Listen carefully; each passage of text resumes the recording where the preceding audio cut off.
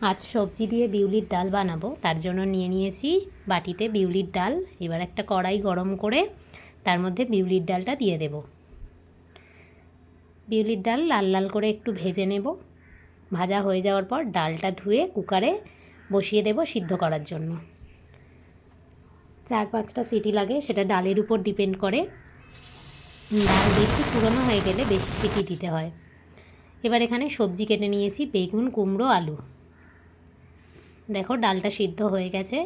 আমি কুকার খুলে দেখছি ডাল সিদ্ধ হয়ে গেছে। আমার এখানে 5টা সিটি দিতে হয়েছে।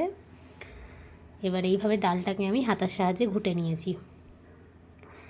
এবার কড়াই গরম করে তার মধ্যে অল্প একটু তেল দিয়ে দেব। তারপর এর মধ্যে তেজপাতা, শুকনো লঙ্কা আর মৌরি ফোড়নের জন্য দেব।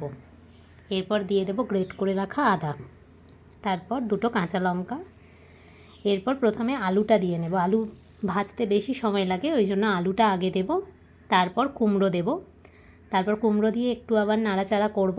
কুমড়োটা আর আলুটা একটু ভাজা হলে তারপর বেগুনটা দেব, কারণ বেগুন তাড়াতাড়ি ভাজা এবং সেদ্ধ দুটোই হয়ে যায়, ওই জন্য বেগুনটা শেষে দেব। এবার উপর থেকে নুন দিয়ে দেব পরিমাণ মতো। তারপর দিয়ে দিচ্ছি হলুদের গুঁড়ো। এবার ভালো করে নেড়ে চেড়ে ভেজে নেব। দেখো ভাজা হয়ে গেছে। এবার আমি সিদ্ধ করে রাখা ডালটা দিয়ে দেব।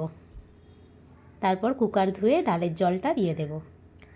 এরপর এগুলোকে সব ডালে দিয়ে সিদ্ধ করে নিয়ে তারপর উপর থেকে মিষ্টি ছড়িয়ে কিছুক্ষণ ফুটতে দেব।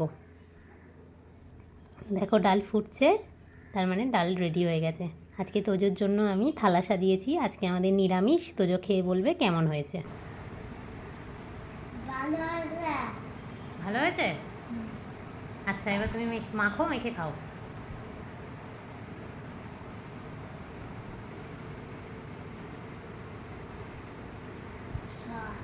শাকটা কেমন, ভালো?